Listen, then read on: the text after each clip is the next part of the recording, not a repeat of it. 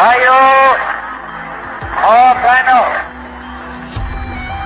پاکستان حاصل کرنے کے لیے ہم نے بہت قربانی کی ہے۔ اللہ تعالیٰ نے ہمیں السلام علیکم، میں ہوں رانا دان شبیر خان اور آپ دیکھ رہے ہیں نوائے فکر۔ ہمارے ہاں عدل کا نظام امیر اور غریب کے لیے فرق ہے۔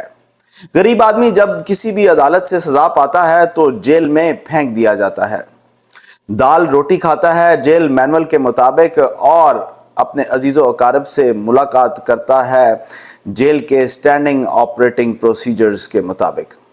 مگر افسوس اس وقت ہوتا ہے جب محمود اور ایاز کو ایک ہی صف میں کھڑا کرنے کے دعوے دار اور اپنی مخالف سیاسی جماعتوں کے سربراہان کو جیل میں عام آدمی جیسا ٹریٹمنٹ دینے اور انشور کرنے کے دعوے دار اپنی دفعہ چاپ مار جاتے ہیں۔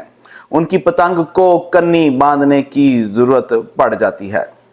کل پاکستان کے پہلے فوجی ڈکٹیٹر اور آئین توڑنے والے پہلے فوجی سربراہ ایوب خان صاحب کے پوتے عمر ایوب صاحب نے پارلیمنٹ میں تقریر کرتے ہوئے فارمر فرسٹ لیڈی کو اپنی فرسٹ لیڈی کہتے ہوئے ان پر جو ظلم اور ستم ہو رہا ہے ان کا ذکر کیا۔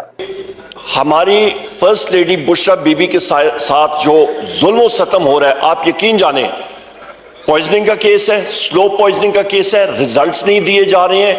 ان کو پرسوں رات بھی ایمبولنس گئی، وہاں پہ ہم میں سے کسی کو نہیں معلوم ہوا، جیل اتھارٹیز گئی ہیں، ایمبولنس رات کو جا رہی ہے، ڈاکٹر جا رہے ہیں، چیک ہو رہا ہے، واپس آ رہا ہے، ریزلٹس کا نہیں پتہ چل رہا۔ فارمر فرسٹ لیڈی اور عمر ایوب صاحب کی موجودہ فرسٹ لیڈی پر پہلا ظلم تو یہ ہے کہ پاکستان کی ہر وہ غریب خاتون جو کسی بھی جرم میں سزا کاٹ رہی ہے وہ سزا جیل کی کال کوٹھڑی میں پوری کرے گی، مگر ان پر یہ ظلم کیا گیا ہے کہ وہ اپنی سزا کاٹیں گی from the comfort of her own house and bedroom۔ اور دوسرا ظلم یہ ہو رہا ہے کہ جب بھی وہ اپنی بیماری کی شکایت کرتی ہیں تو نہ دن دیکھا جاتا ہے اور نہ ہی رات، فوراً ڈاکٹرز اور ایمبولنس ان کے چیک اپ کے لیے موجود ہوتے ہیں۔ اس سے بڑا ظلم اور کیا ہوگا کہ پیمز جیسے ہاسپٹل سے جہاں 90% پاکستانی غریب لوگ علاج افورڈ ہی نہیں کر سکتے، وہاں کے ڈاکٹرز ان کے علاج کے لیے فوراً موجود ہوتے ہیں اور وہ ریزلٹس دبائی جا رہے ہیں۔ سلو پوائزننگ کا کیس دوسرے ایکسپرٹس کلیئرلی بتا رہے ہیں کہ ان کو پوائزن دیا گیا ہے، وہ شواہد سامنے آ رہے ہیں، امیجیٹ ہوتا تو وہ سامنے آتا، اس کو سپریس کیا جا رہا ہے۔ ان کو جناب اسپیکر امیجیٹلی ریلیز ان کا ہونا چاہیے۔ ان کے جو کیسز ہیں وہ ٹوٹل بوگس کیسز ہیں، ختم ہو چکے ہیں۔ ہم لوگ ان چیزوں کو کنڈیم کرتے ہیں جناب اسپیکر۔ بشرا بی بی کے ساتھ جو ظلم و ستم ہو رہا ہے اس کو ہماری ساری پارٹی جو ہے وہ کنڈیم کرتی ہے۔ زہر والا بیانیہ جو ابھی تک ختم نہیں ہوا اس کو دوبارہ زندہ کرنے کی کوشش کی ایوب صاحب نے۔ میں ان کو یاد دلا دوں کہ ان کی مرضی کے ڈاکٹر جن کا تعلق شوکت خانم سے ہے وہ بشرا بی بی کا معائنہ کرنے کے بعد کیا فرماتے ہیں، آئیے ان ڈاکٹر صاحب سے ہی سنتے ہیں۔ 2 مہینے پہلے ان کی طبیعت خراب ہوئی تھی، اچانک کھانے کے بعد ہی ہوئی تھی، لیکن ہمیں یہ نہیں پتا کہ اس میں آبویسلی کیا تھا کیا نہیں تھا۔ اس وقت کوئی ایویڈنس ایسی نہیں ہے کہ ان کو پوائزننگ ہو رہی ہے۔ اگر ان دا پاسٹ کچھ ہوا ہے تو میں کہہ نہیں سکتا، لیکن اس کے باوجود کیونکہ ان کی ابھی بھی طبیعت پوری 100% ٹھیک نہیں ہوئی تو میں نے ریکمینڈ کیا ہے کہ کچھ خون کے ٹیسٹ ہونے چاہیے ان کے، اور ایک کیمرہ ٹیسٹ ہونا چاہیے، ان کے ذریعے کیمرہ ڈال کے کھانے کی نالی کا اور معدے کا اندر سے معائنہ کرنا چاہیے، جس کو گیسٹروسکوپی یا انڈوسکوپی کہتے ہیں، وہ میرے خیال سے ضروری ہے۔ اس کے بعد عمر ایوب صاحب کسی پھپھے کٹنی سس کی طرح بد دعائیں دینے پر اتر آئے۔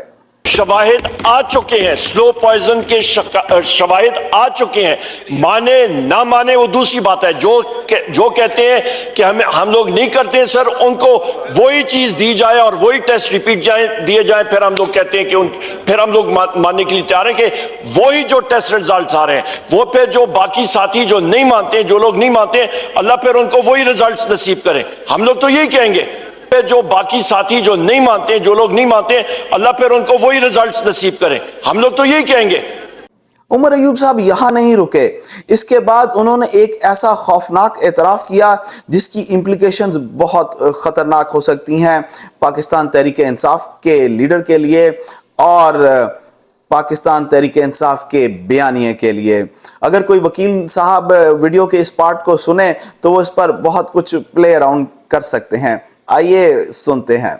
ना कि जिस तरह गुज़िश्ता दौर में मियां साहब की जो प्लेटलेट्स का काउंट का इशू था, प्लेटलेट्स जो थे वो ठीक थे, फिक्टिशियस रिपोर्ट्स जो हैं वो सामने लाई गई थी और उसकी बिना पे उनको लंदन भेजा गया था। Thank you.